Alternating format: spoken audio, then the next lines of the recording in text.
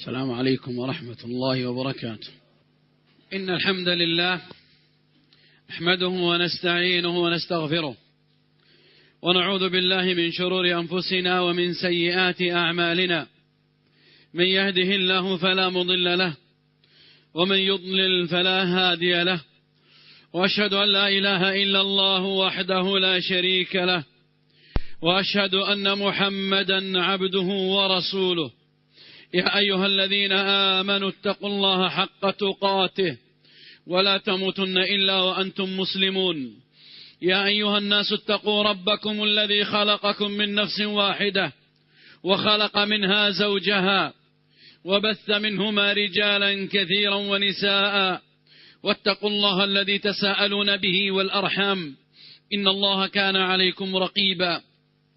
يا أيها الذين آمنوا اتقوا الله وقولوا قولا سديدا يصلح لكم أعمالكم ويغفر لكم ذنوبكم، ومن يطع الله ورسوله فقد فاز فوزا عظيما.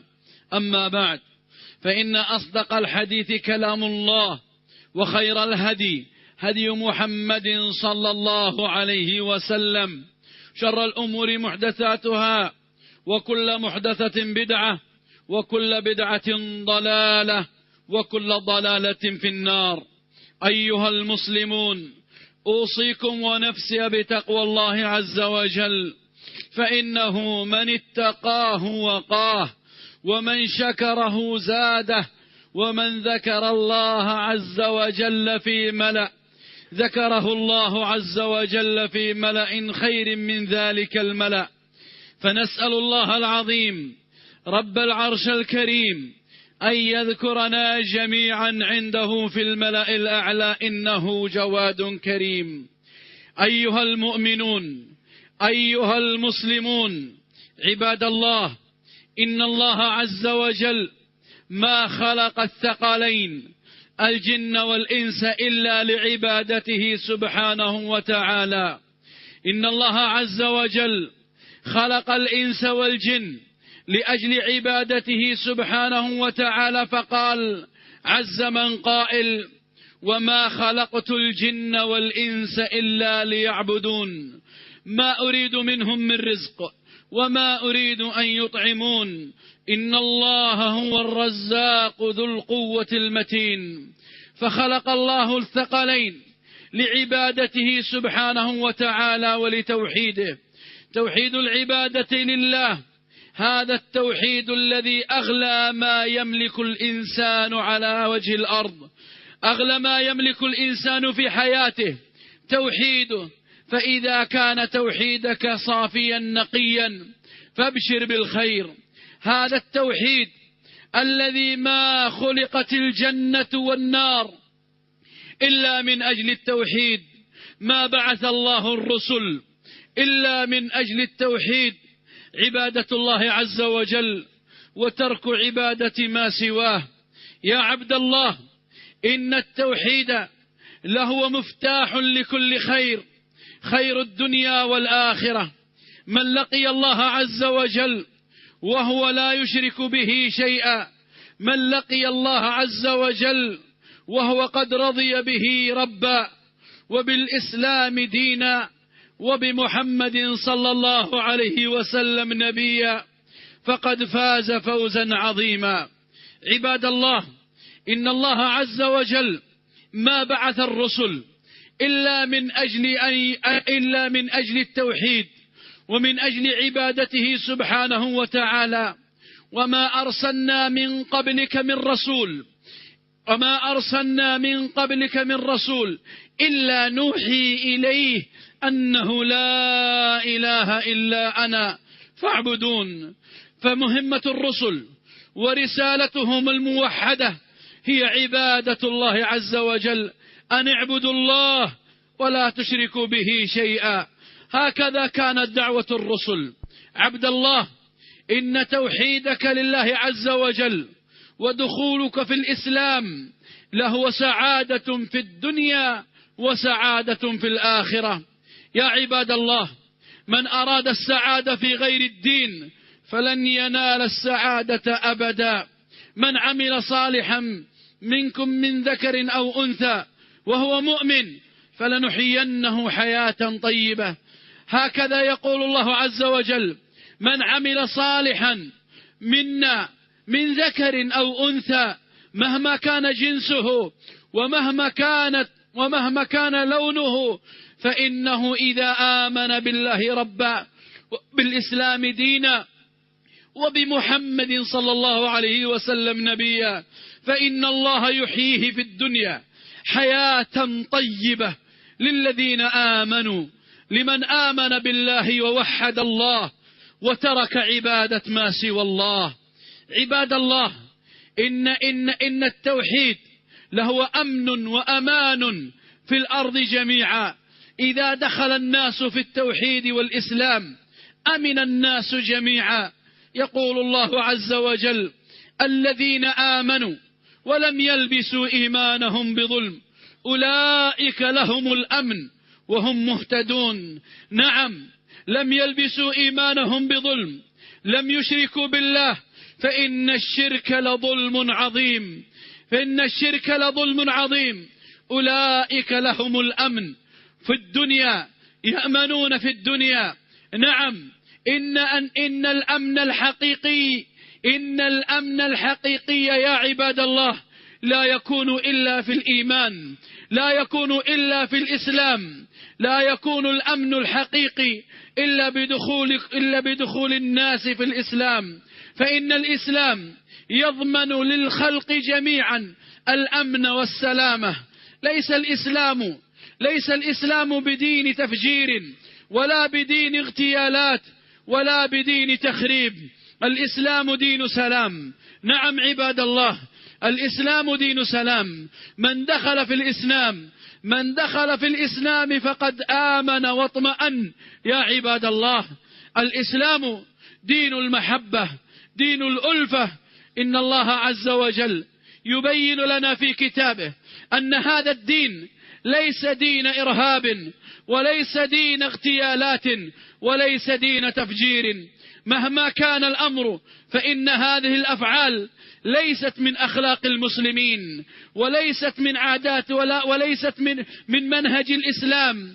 يقول الله عز وجل: إن الله لا ينهاكم عن الذين لم يقاتلوكم في الدين ولم يخرجوكم من أرضكم أن تبروهم وتقسطوا إليهم إن الله يحب المقسطين. إنما ينهاكم الله عن الذين قاتلوكم في الدين وأخرجوكم من دياركم. إن الله لا ينهاكم عن الذين لم يقاتلوكم في الدين ولم يخرجوكم من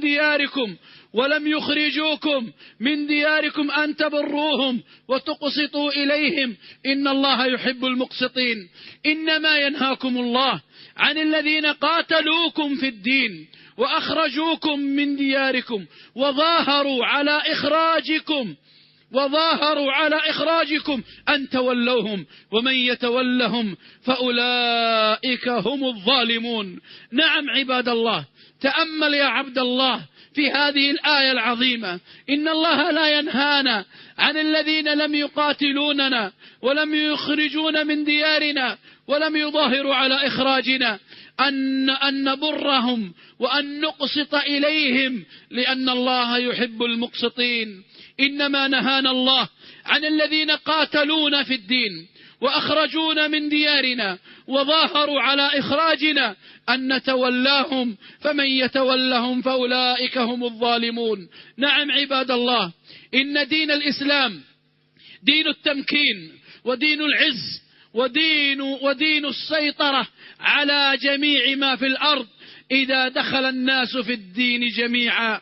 نعم، يقول الله عز وجل: وعد الله الذين آمنوا منكم وعملوا الصالحات ليستخلفنهم في الأرض كما استخلف الذين من قبلهم وليمكنن لهم دينهم الذي ارتضى لهم وليبدلنهم من بعد خوفهم أمنا يعبدونني لا يشركون بي شيئا ومن كفر بعد ذلك فأولئك هم الفاسقون.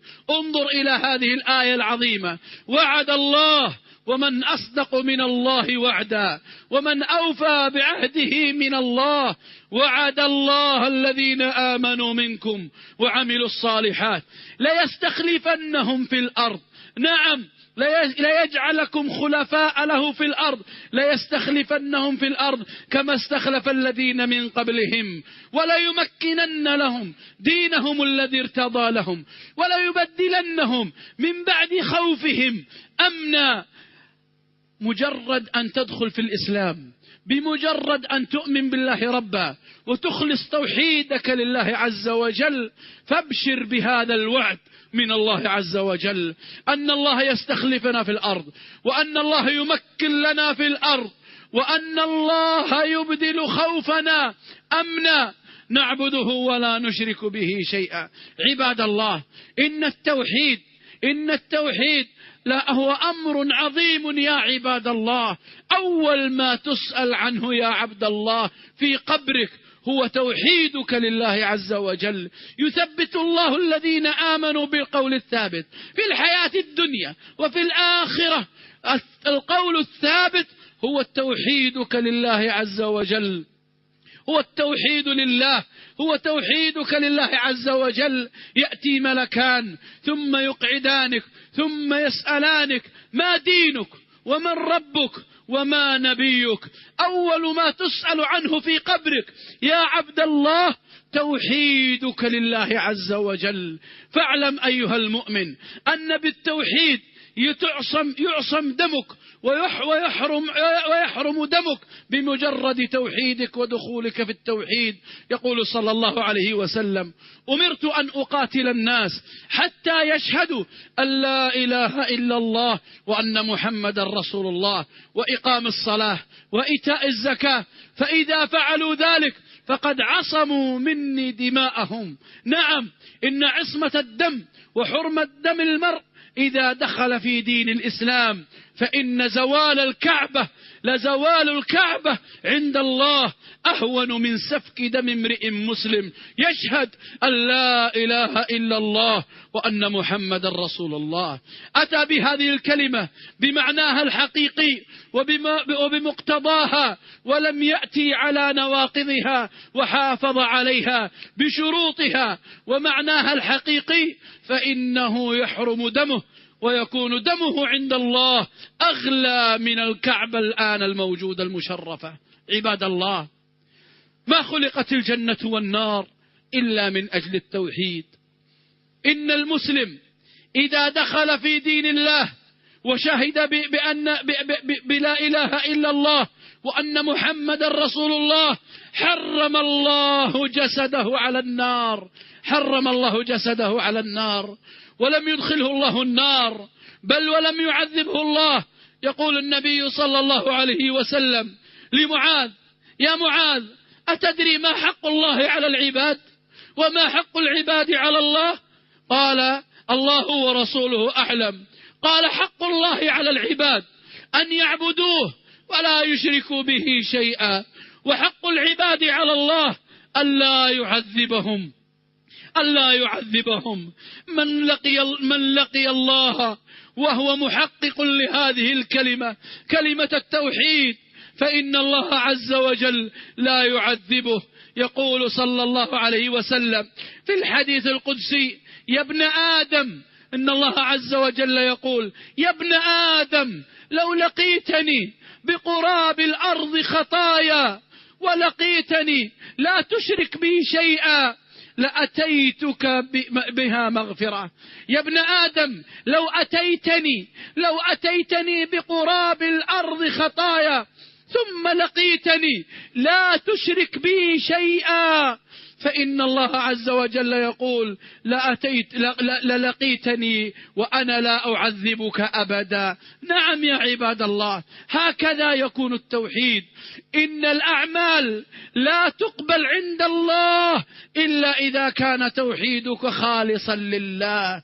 من الأعمال لا تقبل مهما قدمت من عمل ومهما فعلت من خير، فإن الله لا يقبله حتى تسلم وتدخل في توحيده عز وجل. وقدمنا إلى ما عملوا من عمل فجعلناه هباء منثورا. نعم، لجعله الله هباء منثورا. من كان يؤمن بالله واليوم الآخر فلا يعمل إلا صالحا، وليأتي بالتوحيد الخالص المتيقن الذي لم يشبه شيء. عباد الله، إن الله عز وجل يقول إن الذين آمنوا وعملوا الصالحات كانت لهم جنات الفردوس نزلا خالدين فيها لا يبغون عنها حولا. قل لو كان البحر مدادا لكلمات ربي لنفد البحر قبل أن تنفد كلمات ربي ولو جئنا بمثله مددا. قل إنما أنا بشر مثلكم يوحى إلي أنما إلهكم إله واحد، ربكم رب واحد، إلهكم إله واحد. فمن كان يرجو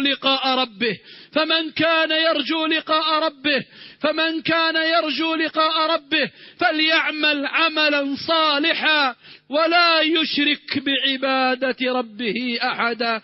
قد قلت ما سمعتم، فإن كان صوابا فمن الله، وإن كان غير ذلك فمن نفسي والشيطان، وإني لا أستغفر الله العظيم الجليل لي ولكم فاستغفروه إنه هو الغفور الرحيم.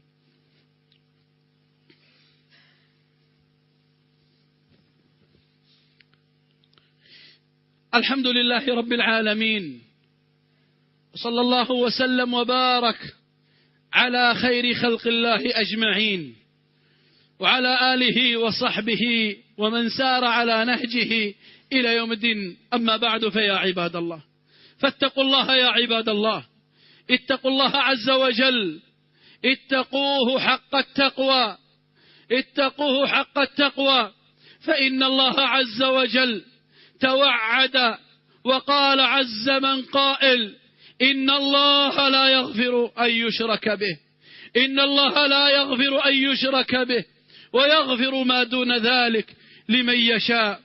من أشرك بالله عز وجل فإن الله لا يغفر له أبدا، بل إن الله خاطب محمدا صلى الله عليه وسلم وهو رسوله، ولا يأتي منه هذا الأمر مهما كان، فيقول له: ولئن أشركت ليحبطن عملك ولتكونن في الآخرة من الخاسرين. إذا كان الخطاب موجه لمحمد صلى الله عليه وسلم، فما بالك بنا نحن؟ لئن أشركت ليحبطن عملك. يا عبد الله، إن التوحيد أغلى ما يملك الإنسان. يقول صلى الله عليه وسلم لقريش عندما قام خطيبا بهم وهو يحذرهم وهو ينذرهم وهو يبين لهم العقيدة وهو يبين لهم التوحيد: يا بني فلان أنقذوا أنفسكم من النار، يا بني فلان أنقذوا أنفسكم من النار، يا صفية عمة رسول الله أنقذي نفسك من النار، يا فاطمة بنت محمد أنقذي نفسك من النار. فوالله لا أملك لكم من الله شيئا. من لقي الله مشركا ومن لقي الله كافرا فلن ينفعه أحد، ولن تنفعه شفاعة الشافعين، ولن ينفعه أحد مهما بلغ مكانه. مات ابن نوح ولم ينفع نوح عليه السلام ابنه بشيء، وهكذا لوط. اسمع لهذا الآية، اسمع لهذه الآية العظيمة. ضرب الله مثلا للذين كفروا امرأة نوح وامرأة لوط كانتا تحت عبدين من عبادنا صالحين فخانتاهما فلم يغنيا عنهما من الله شيئا وقيل ادخلا النار مع الداخلين.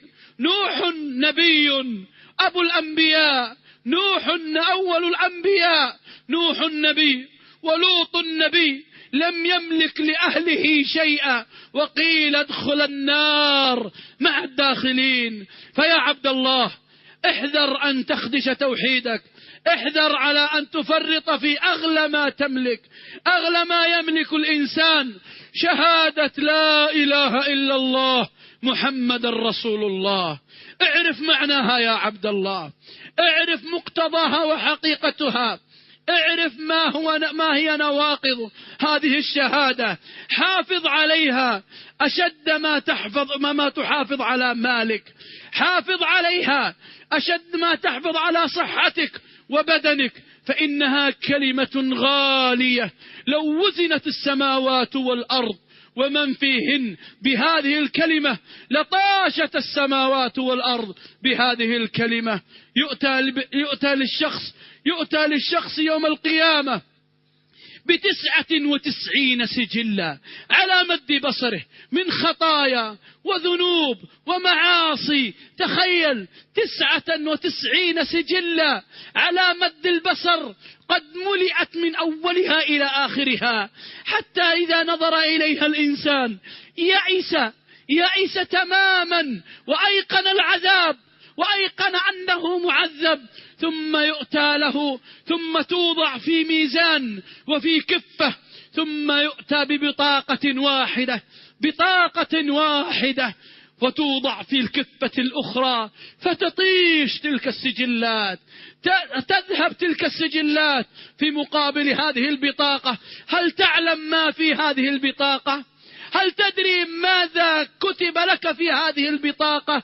كتب فيها كلمة التوحيد، لا إله إلا الله محمد رسول الله. نعم، هذه الكلمة كلمة عظيمة، فاحفظ وحافظ عليها يا عبد الله. تعلم العقيدة الصحيحة، تعلم، احذر أن تقع في نواقض هذه الكلمة ومن حيث لا تشعر. احذر يا عبد الله أن تأتي بمعنى ليس هو المعنى الصحيح لهذه الكلمة، فإن معنى هذه الكلمة لا معبود بحق إلا الله، لا معبود بحق إلا الله. ومن فسرها بأنه لا خالق ولا رازق إلا الله فقد جانب الصواب وأخطأ. فإن كفار قريش وهم كفار قريش لم ينكروا أن الله هو الخالق وهو الرازق، ولئن سألتهم من خلق السماوات والأرض ليقولن الله. لا ينكرون هذا أبدا، إنما أجعل الآلهة إلها واحدا. لما كان معناها توحيد الألوهية توحيد العبادة استكبروا وتنكروا فقالوا أجعل الآلهة إلها واحدا، إن هذا لشيء عجاب. عباد الله، أوصيكم ونفسي بتقوى الله عز وجل، وأوصيكم ونفسي بالمحافظة على توحيد الله عز وجل. فإذا لقينا الله عز وجل بالتوحيد الخالص فلنبشر بالخير، فإن ربنا كريم، فإن ربنا عظيم، فإن الله عز وجل لا يعذب من لا يشرك به شيئا، لا يعذب من وحده سبحانه وتعالى. فعلينا عباد الله أن نحافظ على هذه الكلمة العظيمة. أسأل الله العظيم رب العرش الكريم أن ينفعني وإياكم بما سمعنا وأن يجعل حجة لنا لا علينا. أسأل الله العظيم رب العرش الكريم أن يعيننا وإياكم على ذكره وشكره وحسن عبادته. هذا وصلوا وسلموا رحمكم الله على خير خلق الله وعلى آله وصحبه ومن والاه. اللهم صل وسلم وزد وبارك على عبدك ورسولك وعلى آله وصحبه الطيبين الطاهرين. اللهم أعز الإسلام والمسلمين، اللهم أعز الإسلام والمسلمين، اللهم دمر الكفار والمشركين، اللهم آمنا في أوطاننا، اللهم اصلح ولاة أمورنا، اللهم اصلح أئمتنا وولاة أمورنا، اللهم اجعل ولايتنا في من خافك واتقاك يا ذا الجلال والإكرام، اللهم اجعل ولايتنا في من خافك واتقاك يا ذا الجلال والإكرام. اللهم إنا نعوذ بك من علم لا ينفع، ومن قلب لا يخشع، ومن عين لا تدمع، ومن نفس لا تشبع، ومن دعوة لا تسمع. سبحان ربك رب العزة عما يصفون، وسلام على المرسلين، والحمد لله رب العالمين. بسم الله الرحمن الرحيم. السلام عليكم ورحمة الله وبركاته. الحمد لله والصلاة والسلام على رسول الله وعلى آله وصحبه وسلم تسليما كثيرا. Amma ba'd. Berikut ini terjemahan terhadap khutbatul Jum'ah yang telah disampaikan oleh Fadilatul Syekh Abdul Hadi Al-Umairi salah satu dari anggota Dewan Fatwa dan pengajar Masjidil Haram Makkah Al-Mukarramah. Salam keselamatan, rahmat dan keberkahan Allah kepada kalian. Sesungguhnya hanya kepada Allah lah kita memanjatkan puji dan syukurnya. Hanya kepadanya lah kita memohon pertolongan dan pengampunan. Kita berlindung kepada Allah Jalla wa'ala dari perbuatan-perbuatan kita dan dari kejelekan-kejelekan diri-diri kita. Barang siapa yang telah diberikan hidayah kepada oleh Allah, maka tidak akan ada satupun manusia yang mampu menyesatkannya. Dan barang siapa yang telah disesatkan oleh Allah, maka tidak akan ada satupun manusia yang mampu memberikan hidayah kepadanya. Aku bersaksi bahwasanya tidak ada sesembahan yang berhak diibadahi kecuali Allah. Aku bersaksi bahwasanya Muhammad adalah hambanya dan utusannya. Semoga Allah senantiasa memberikan salawatnya kepadanya, keluarga dan para sahabatnya. Sesungguhnya Allah Jalla wa'ala telah berfirman, Ya ayyuhalladzina amanu taqullaha haqqa tuqatihi wa la tamutunna illa wa antum muslimun. Wahai segenap orang-orang yang beriman, bertakwalah kalian kepada Allah dengan takwa yang sesungguhnya, dan janganlah kalian mati kecuali dalam keadaan menyerahkan diri kepadanya, Islam. Allah juga telah berfirman, Ya ayuhan nasu taqu rabbakum alladhi khalaqakum min nafsin wahidah wa khalaqa minha zawjaha wa batha minhuma rijalan katsiran wa nisaa wattaqullaha alladhi tasaaluna bihi wal arham innallaha kana 'alaikum raqiba. Wahai segenap manusia, takutlah kalian kepada Rabb kalian yang telah menciptakan kalian dari seorang diri yaitu Adam. Allah menciptakan darinya istrinya yaitu Hawa, dan dari keduanya Allah memperkembangbiakkan lelaki dan perempuan yang banyak. Dan takutlah kalian kepada Allah yang dengan namanya kalian saling meminta satu sama yang lainnya, dan jagalah silaturahmi di antara kalian. Sesungguhnya Allah senantiasa mengawasi kalian. Adapun yang datang, dan Allah telah berfirman, wahai segenap orang, ya ayyuhalladzina amanu taqullaha wa qulu qawlan sadida yuslih lakum a'malakum wa yaghfir lakum dhunubakum wa man yuti'illaha wa rasulahu faqad faza fawzan 'azima. Wahai orang-orang yang beriman, takutlah kalian kepada Allah dan ucapkanlah ucapan yang lurus.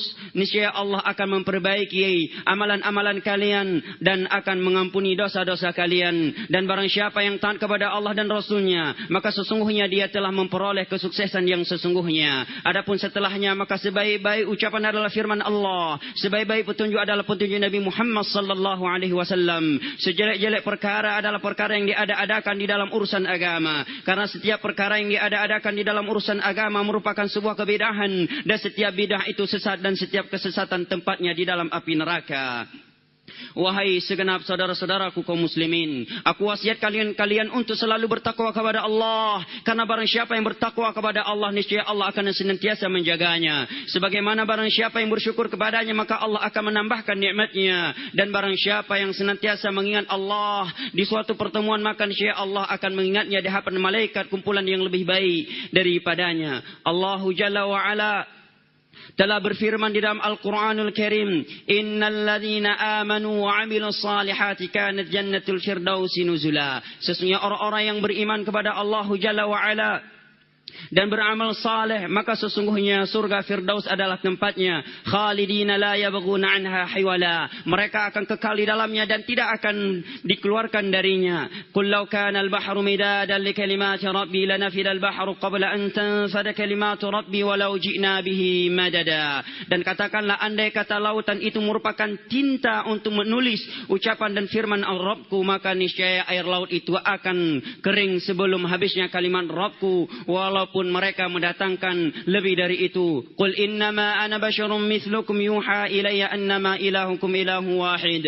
Faman kana yarju liqa'a rabbih falyamal 'amalan salihan wa la yusyrik bi'ibadati rabbih ahada. Dan katakanlah, sesungguhnya aku ini hanyalah manusia biasa seperti kalian. Diberikan wahyu kepadaku bahwasanya sesembahan kalian hanyalah satu, yaitu Allah. Maka barang siapa yang ingin bertemu dengan Rabbnya, maka hendaknya dia melakukan amalan yang saleh dan tidak menyekutukan Rabbnya di dalam beribadah kepadanya dengan sesuatu apapun.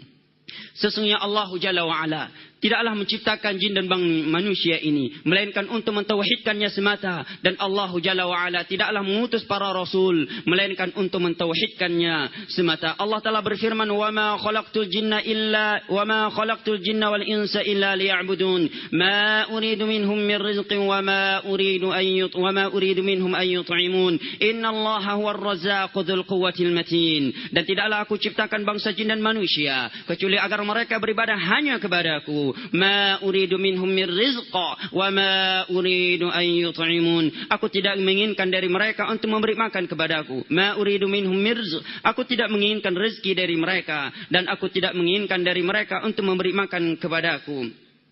Demikian sesungguhnya tauhid mengesahkan Allah Jalla wa'ala di dalam perkara ibadah ini adalah merupakan sebab kebahagiaan dunia dan akhirat, dan dia adalah sesuatu yang paling mahal yang dimiliki oleh seorang manusia. Sesungguhnya Allah tidaklah menciptakan syurga dan neraka, dan Allah tidaklah mengutus para rasul dan para nabi, melainkan untuk mengajak manusia ini mentauhidkan Allah Jalla wa'ala. Allah lah yang telah berfirman, وَمَا أَرْسَلْنَا مِنْ قَبْلِكَ مِنْ رَسُولٍ إِلَّا يُوحَىٰ إِلَيْهِ أَنَّهُ لَا إِلَهَ إِلَّا أَنَا فَاعْبُدُونِ. Tidaklah aku utus sebelum kalian seorang rasul, melainkan diperintahkan kepadanya untuk menyatakan bahwasanya tidak ada sesembahan yang berhak diibadahi kecuali aku, maka hanya kepadakulah engkau beribadah. وَلَقَدْ بَعَثْنَا فِي كُلِّ أُمَّةٍ رَسُولًا أَنِ اعْبُدُوا اللَّهَ وَاجْتَنِبُوا الطَّاغُوتَ. Kami telah mengutus pada setiap umat seorang rasul. Semua mereka berkata, beribadahlah kalian hanya kepada Allah, dan tinggalkanlah seluruh bentuk peribadatan kepada selain Allah. Maka Allah Jalla wa'ala telah menjadikan perkara tauhid ini merupakan intisari dakwah mereka para nabi. Dakwah mereka yang paling inti adalah mengajak manusia untuk mengesahkan Allah di dalam beribadah kepada Allah Jalla wa'ala. U'budullaha ma lakum min ilahin ghairu. Semua rasul yang datang kepada setiap kaum mengucapkan U'budullah ma lakum min ilahin ghairu. Hanya kepada Allah lah kalian beribadah. Tidak ada sesembahan untuk kalian selain Allah Jalla wa'ala. Sesungguhnya tauhid, aku pertegaskan kembali, adalah merupakan sebab kebahagiaan dunia dan akhirat. Maka barang siapa yang menginginkan kebahagiaan dan kesuksesan dunia dan akhirat, maka hendaknya dia beribadah kepada Allah dengan tauhid yang murni, dengan tauhid yang suci, tidak menyekutukan Allah dengan sesuatu apapun. Karena Allah telah berfirman, "Man 'amila salihan min dzakarin aw untha wa huwa mu'minun falanuhyiyannahu hayatan thayyibah wa lanajziyannahum ahsana ma kanu ya'malun." Barang siapa yang melakukan sebuah amalan yang saleh, apakah dia seorang lelaki ataukah beriman, ataukah seorang wanita, dan dia beriman kepada Allah, niscaya kami akan berikan kepadanya kehidupan yang baik, dan kami akan membalasnya dengan sesuatu yang lebih baik. Maka sesungguhnya barang siapa yang telah mentauhidkan Allah, masuk ke dalam Islam dengan mentauhidkan Allah Jalla wa'ala, maka pasti dia akan mendapatkan kebahagiaan dan kesuksesan di dunia dan akhirat. Sesungguhnya tauhid merupakan sumber ketentraman dan keamanan dunia dan akhirat. Kalaulah manusia seluruhnya mereka memeluk Islam ini dengan mentauhidkan Allah, niscaya mereka akan berada di dalam keamanan, ketentraman, dan kemapanan. Allah telah berfirman, wa'adallahu alladhina amanu. Allah telah berfirman, alladzina amanu wa lam yalbisu imanahum bidzulmin ulaika lahumul amnu wa hum muhtadun. Dan orang-orang yang beriman dan tidak mencampur adukan keimanan mereka dengan kezaliman, yaitu kesyirikan, ulaika lahumul amnu wa hum muhtadun. Untuk mereka keamanan yang sempurna, dan mereka selalu berada di dalam hidayah kepada Allah, hidayah Allah. Demikianlah Allah tegaskan bahwa orang-orang yang beriman dan tidak mencampur adukan keimanan mereka dengan kezaliman, yaitu kesyirikan. Karena Allah telah berfirman, inna syirka la zulmun azim. Sesungguhnya kesyirikan adalah kezaliman yang sangat besar. Maka Allah janjikan untuk mereka keamanan, ketentraman, dan kemapanan. Sesungguhnya Allah Jalla wa'ala juga telah berfirman, wa'adallahu alladhina amanu wa 'amilus salihati la yastakhlifannahum fil ardh wa limakkinanna lahum dinahum alladhi irtadha lahum. Allah telah berjanji untuk orang-orang yang beriman dan beramal saleh, saleh, agar Allah kokohkan mereka di muka bumi ini. Allah akan mengokohkan agama yang telah Allah pilih untuk mereka. Allah akan menggantikan rasa takut mereka dengan keamanan. Ya'budunani la yusyrikuna bi syai'a, yaitu mereka orang-orang yang beribadah hanya kepadaku dan tidak melakukan dosa syirik kepadaku sedikit pun. Barang siapa yang kafir dan berpaling setelah itu, maka mereka adalah orang-orang yang telah melakukan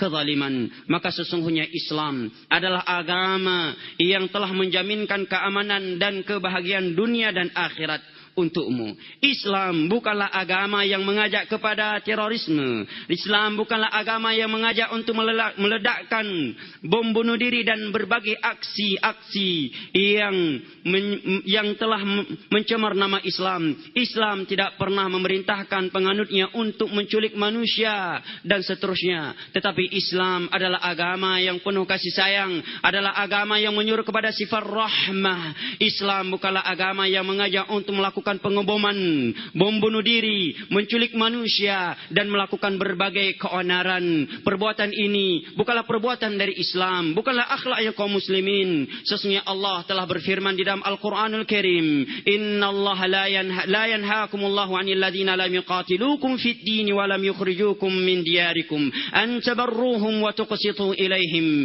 Innallaha yuhibbul muqsitin. Innama yanhaakumullahu 'anil ladzina qataluukum fid din wa akhrajukum min diyarikum wa dhaharu ala ikhrajikum an tabarruhum an tawallawhum wa may yatawallahum minkum fa ulaika humuz zalimun." Allah tidak melarang kalian untuk berbuat baik kepada orang-orang kafir yang tidak memerangi kalian karena agama dan tidak mengeluarkan kalian dari daerah-daerah kalian. Sesungguhnya Allah mencintai orang-orang yang berbuat baik, orang-orang yang berbuat adil. Hanya saja Allah melarang kalian untuk berloyalitas kepada orang-orang kafir yang memerangi kalian karena urusan agama dan mengusir kalian dari daerah-daerah kalian. Maka barang siapa yang berloyalitas kepada mereka, maka sesungguhnya dia adalah orang-orang yang zalim. Allah mempertegaskan kepada kita dalam ayat Al-Qur'anul Karim bahwa kita tidak dilarang untuk berbuat baik kepada non-muslim agar kita bersifat adil. Bahkan di dalam ayat ini dengan tegas Allah memerintahkan kita segenap kaum muslimin untuk berbuat adil dan berbuat baik kepada seluruh manusia, sekalipun kepada non-muslim yang tidak memerangi kita karena agama kita dan tidak mengusir kita dari daerah-daerah kita.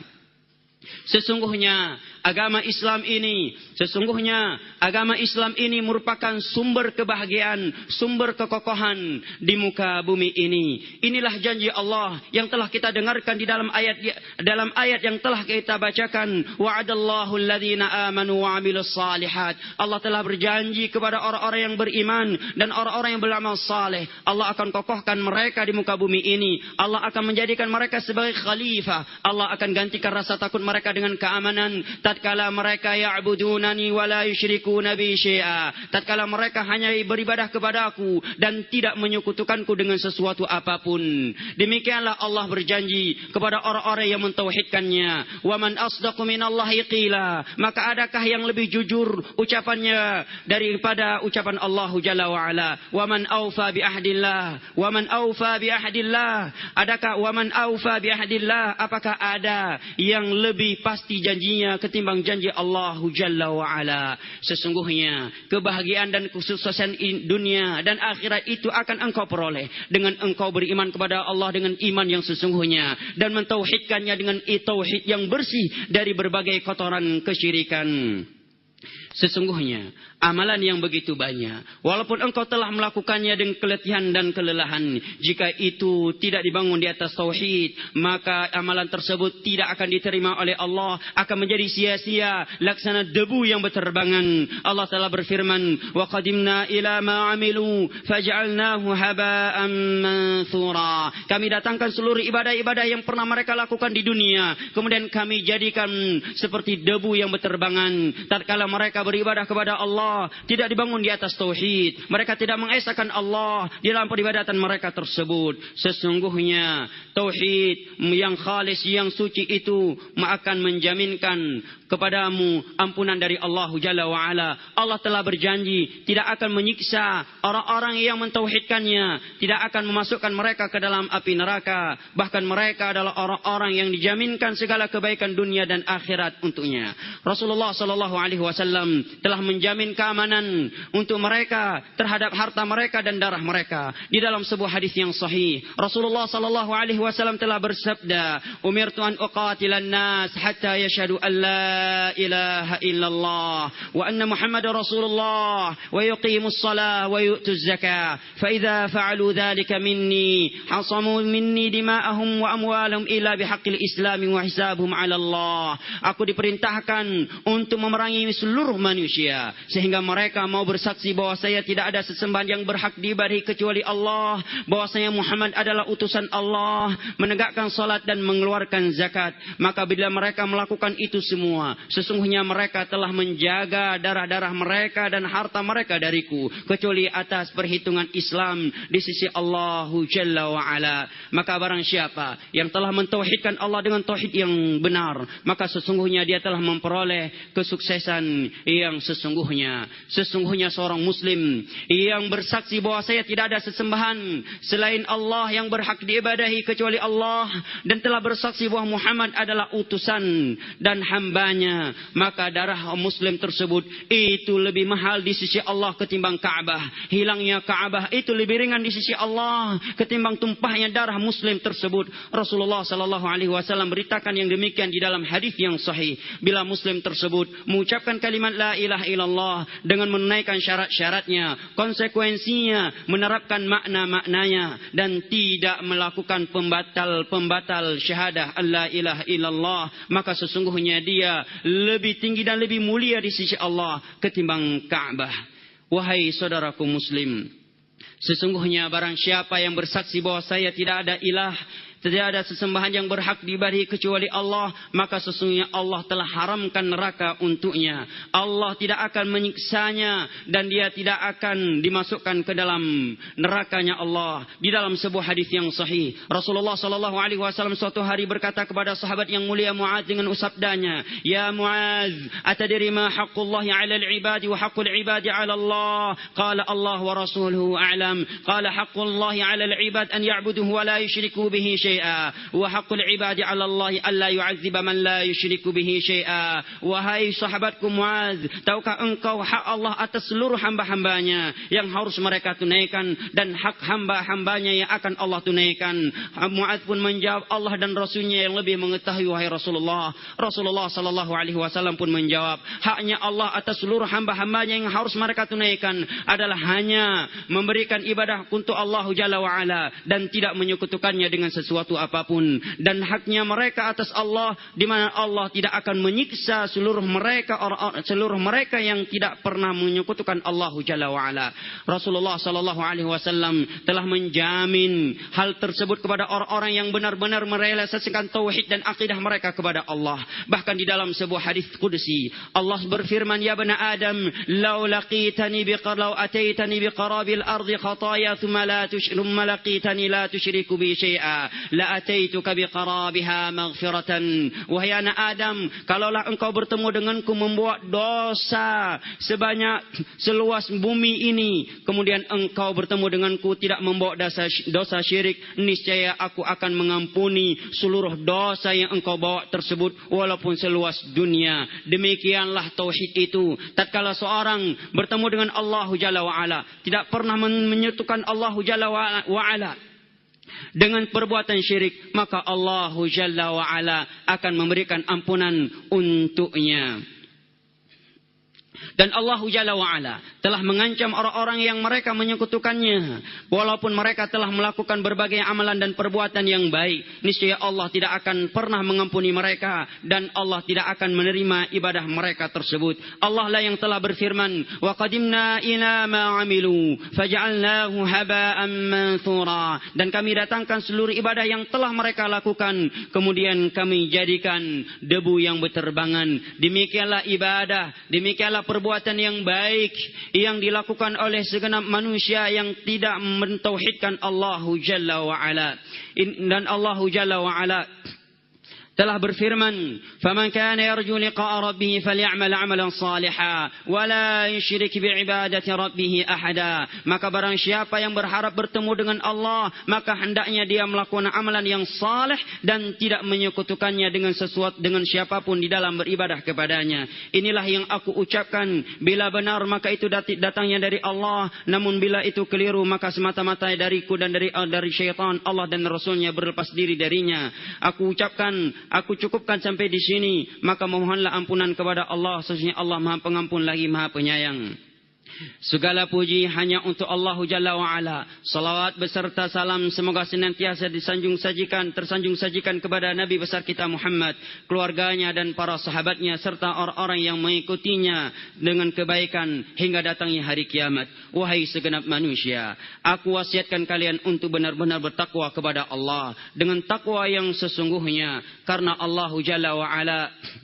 Dan aku wasiatkan kalian untuk senantiasa mentauhidkannya, menjaga ibadah tauhid, dan jangan sampai kalian tersungkur ke dalam perbuatan syirik. Karena Allah Jalla wa Ala telah mengancam orang-orang yang melakukan dosa syirik dengan firman-Nya, "Innallaha la yaghfiru an yushraka bihi wa yaghfiru ma duna dzalika liman yasha." Sesungguhnya Allah tidak akan pernah mengampuni dosa syirik, namun Allah mengampuni seluruh dosa di bawah syirik kepada siapa yang Allah kehendaki.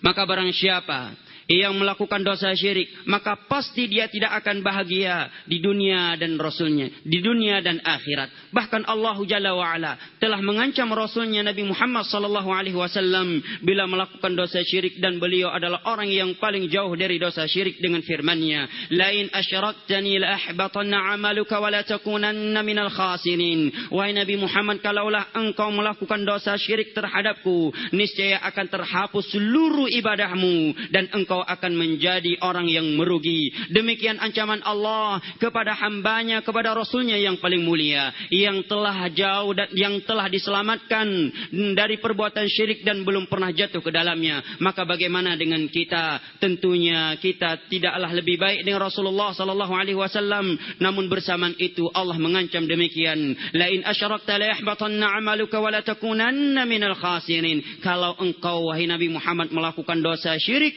maka akan terhapus seluruh ibadah yang pernah engkau lakukan dan engkau akan menjadi orang-orang yang merugi. Bahkan Rasulullah sallallahu alaihi wasallam suatu hari pernah berdiri dan memanggil kaum yang Quraisy dengan menyatakan, "Ya bani fulan, anqidhu anfusakum minan nar fa inni la amliku lakum minallahi syai'a." Wahai bani fulan, selamatkanlah diri-diri kalian dari neraka Allah dengan mentauhidnya. Maksudnya sesungguhnya aku tidak mampu membela kalian di sisi Allah jika kalian tidak mentauhidkannya. Kemudian Rasulullah sallallahu alaihi wasallam memanggil, "Ya Safiyah ammati Muhammadin." Wahai Safiyah, bibinya Muhammad, selamatkanlah dirimu dari neraka Allah. Sesungguhnya aku tidak akan mampu membela engkau di sisi Allah. Ya Fatimah binta Muhammad, anqidhi nafsaki minan nar fa inni la amliku laki minallahi syai'a. Wahai Fatimah putri Muhammad, selamatkanlah diri engkau dari neraka Allah. Sesungguhnya aku tidak akan mampu membela engkau di sisi Allah.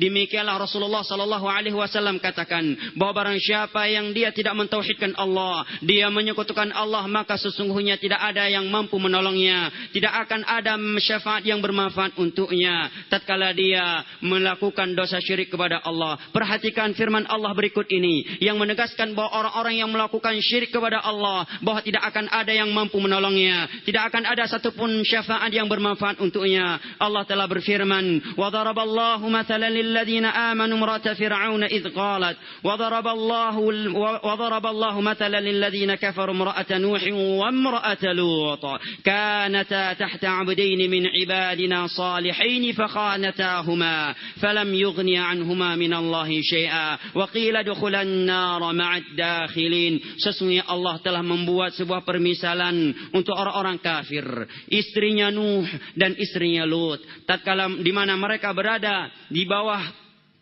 di bawah bimbingan dua hamba kami yang saleh, Nuh alaihi salam dan Lut alaihi salam. Namun kedua mereka berkhianat kepada suami mereka. Mereka enggan beriman, enggan mentauhidkan Allah. Maka kedua mereka pun tidak mampu membela istrinya dari Allah Jalla wa'ala. Dan dikatakan kepada kedua istrinya, masuklah kalian ke dalam api neraka Allah bersama orang-orang yang masuk ke dalamnya. Demikian Allah katakan kepada istri Nuh alaihi salam yang merupakan nabi dan rasulnya Allah. Bahkan beliau adalah utusan yang pertama kali Allah utus di muka bumi ini. Namun tatkala istrinya tidak mentauhidkan Allah, tidak beriman kepada Allah dengan iman yang sesungguhnya, Nuh alaihi salam yang berstatus sebagai nabi dan rasul Allah juga tidak mampu membela dan memberi syafaat kepada istrinya tersebut. Demikianlah akibat orang-orang yang melakukan kesyirikan. Maka aku wasiatkan kalian semua agar senantiasa menjaga tauhid kepada Allah dan berhati-hati dari yang namanya kesyirikan. Pelajarilah makna la ilaha illallah, ketahuilah syarat-syaratnya, ketahuilah pembatal-pembatalnya, agar kalian benar-benar merealisasikan makna la ilaha illallah wa asyhadu anna Muhammadur Rasulullah. Ketahuilah, kalaulah ada dosa seluas langit dan bumi dibawa oleh orang yang mentauhidkan Allah, sesungguhnya nilai tauhid itu akan lebih berat ketimbang seluruh dosa yang telah dia lakukan seluas langit dan bumi tersebut. Di dalam sebuah hadis yang sahih bahwa di hari kiamat ada seorang lelaki yang membawa dosa sebanyak 99 gulungan. Setiap gulungan tersebut terdapatkan dosa sejauh mata memandang. Kemudian orang tersebut berputus asa dan dia yakin pasti dia akan disiksa dan akan diadab. Rupanya dia memiliki sebuah kartu. Kemudian kartu tersebut ditimbang di satu anak timbangan. Sedangkan 99 gulungan tadi yang setiap gulungannya terdapatkan dosa sejauh mata memandang juga ditimbang pada anak timbangan berikutnya. Rupanya satu kartu yang dibawa tersebut lebih berat ketimbang 99 gulungan yang penuh dengan dosa sejauh mata memandang tersebut. Tahukah engkau apa isi kartu tersebut yang lebih berat dari 99 gulungan yang di dalamnya berisi dosa sejauh mata memandang, yaitu la ilaha illallah, kalimat tauhid. Demikianlah Allah akan mengokohkan orang-orang yang mentauhidkannya di dunia dan akhirat. Allah telah berfirman, yuthabbitullahu alladzina amanu bil qawli tsabiti fil hayati dunya wa fil akhirah. Sesungguhnya Allah akan mengokohkan orang-orang yang beriman dengan qaulun, ucapan yang tsabit, yaitu tauhid Allah, yaitu tauhid kepada Allah Jalla wa Ala di dunia dan akhirat. Al qaulu tsabit yang dimaksud di dalam ayat tersebut adalah mentauhidkan Allah Jalla wa Ala. Sesungguhnya kalimat la ilaha illallah adalah kalimat yang sangat agung, kalimat yang sangat mulia. Maka ketahui, pelajarilah makna-makna yang tersimpan di dalamnya, syarat-syaratnya dan seluruh pembatalnya. Aku memohon kepada Allah Jalla wa'ala agar senantiasa menjaga dan mengokohkan kaum Islam dan kaum muslimin, dan agar menghancurkan segala upaya dan makar orang-orang kafir. Kita memohon kepada Allah Jalla wa'ala agar senantiasa memperbaiki para pemimpin dan penguasa kita. Kita memohon kepada Allah Jalla wa'ala agar Allah tidak memberikan kekuasaan kecuali hanya kepada orang-orang yang bertakwa dan takut kepadanya. Kita memohon kepadanya dan perlindungan dari ilmu yang tidak bermanfaat, dari hati yang tidak takut, dari doa yang tidak dikabulkan, dan dari mata yang tidak tunduk. Dan akhirnya aku memohon kepada Allah, Rabb yang telah mengatur dan menguasai arsy yang mulia, agar kita dijadikan hamba-hambanya yang selalu mentauhidkannya dan menjaga ketauhidan yang sesungguhnya untuknya. Salawat dan salam semoga senantiasa tersanjung sajikan kepada nabinya, keluarganya, para sahabatnya, dan seluruh mereka orang-orang yang mengikutinya dengan baik. Inilah terjemahan yang dapat saya sampaikan terhadap khutbah Jumat yang telah disampaikan oleh Fadilatul Syekh Abdul Hadi Al-Umairi. Bila ada kekeliruan dan kesalahan, maka semata-matanya datangnya dari saya dan dari syaitan. Aku berlindung dan aku memohon ampunan kepada Allah dan mengharapkan pembenaran dari segenap jamaah. Ini yang dapat saya sampaikan. Kiranya hanya ini yang dapat saya sampaikan, maka lebih dan kurangnya saya mohon maaf. Wabillahi taufiq wal hidayah. Wassallallahu ala nabiyyina Muhammad wa ala alihi wa sahbihi wa sallam. Wa akhiru da'wana anil hamdulillahi rabbil alamin. Wassalamu alaikum warahmatullahi wabarakatuh.